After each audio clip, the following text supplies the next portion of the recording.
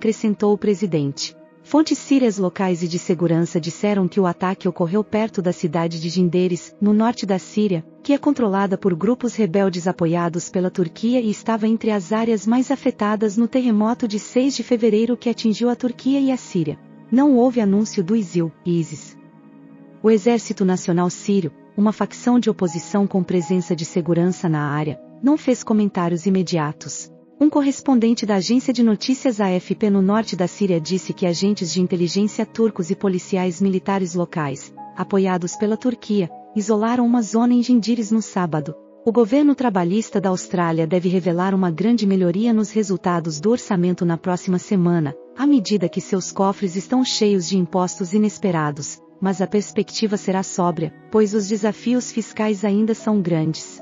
O tesoureiro Jim Chalmers passou semanas usando contenção irresponsável para descrever seu segundo orçamento desde que assumiu o cargo em maio do ano passado. Haverá algum dinheiro para compensar as pressões do custo de vida, particularmente nos preços da energia, e talvez um aumento muito atrasado nos benefícios de desemprego. Chalmers sinalizou mais apoio a projetos renováveis e um aumento nos gastos com defesa, de olho na crescente influência da China na região.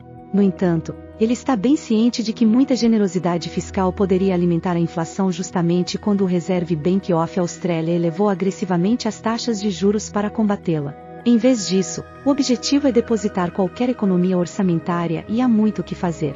Os altos preços das exportações de commodities da Austrália geraram lucros inesperados com os lucros da mineração, enquanto os ganhos de empregos aumentaram as receitas do imposto de renda e reduziram os pagamentos de assistência social.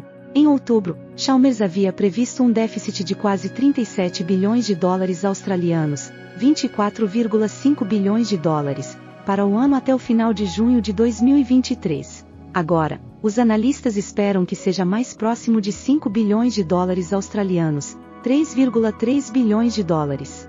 De fato, o total atual de 12 meses é superavitário para um orçamento que não está no azul desde 2008. O governo liberal nacional anterior tinha canecas Back in Black, feitas em 2019, quando chegou perto de um superávit, apenas para os gastos emergenciais da pandemia abrirem um buraco recorde nas contas. Qualquer superávit seria passageiro, no entanto, dado que os preços dos recursos estão bem abaixo de seus picos e a economia doméstica está desacelerando diante das altas taxas de juros de uma década.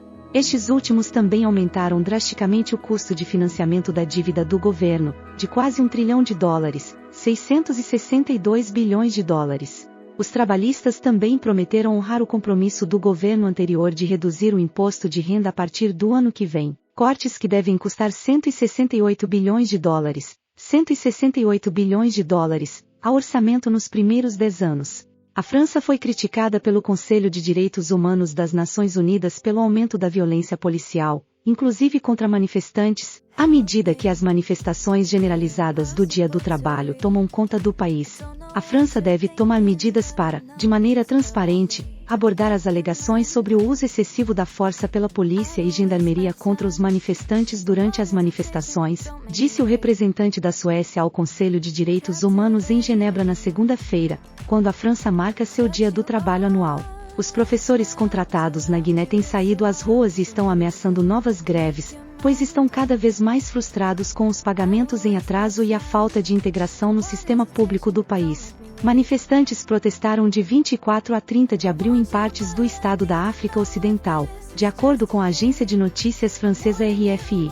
Alguns dos professores não recebem seus salários há 7 meses, e a greve ocorre um mês antes dos alunos fazerem os exames de fim de ano. Patologistas no Quênia começaram autópsias em mais de 100 corpos ligados a um culto religioso cujo líder supostamente os instruiu a morrer de fome para serem os primeiros a ir para o céu, dizem as autoridades. 109 seguidores da Good News International Church, com sede na floresta Shakahola, no leste do Quênia, morreram. As autoridades recuperaram 101 corpos de covas rasas desde 21 de abril, enquanto 8 membros do culto foram encontrados vivos, mas morreram depois. Até o momento, 44 pessoas foram resgatadas.